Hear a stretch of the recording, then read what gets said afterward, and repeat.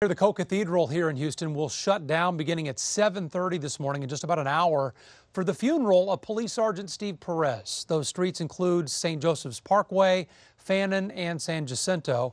Sergeant Perez drowned in flood water while trying to report for his duty on August 29th.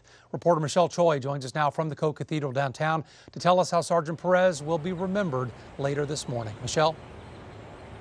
That's right, Russ. In a few hours, this is where hundreds of people from the community and Sergeant Perez's Blue family will pay their respects. HPD will then render honors outside of this church and then escort the funeral procession to his final resting place.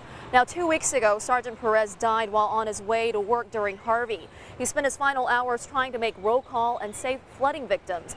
When he didn't show, police tracked his phone to a dark intersection near the Hardy Tollway and Beltway 8, which was covered in water.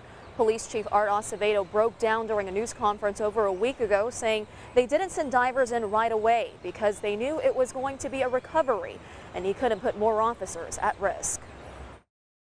Having to make the decision to leave them there that night in that muddy water, that was tough.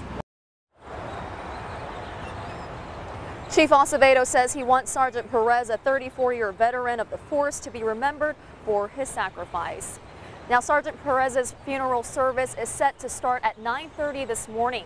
His body will be laid to rest in a private service at the Houston National Cemetery. Guys, back to you.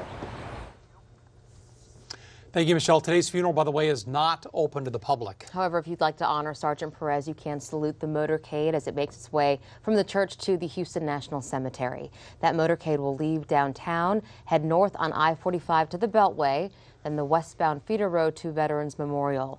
The procession is scheduled to start at 11:30 this morning, arriving at the cemetery around noon. And you'll be able to watch the entire funeral service on KHOU.com as well as on our Facebook page and YouTube channel. The service starts at 9:30 this morning. Texas Attorney General Ken Paxton is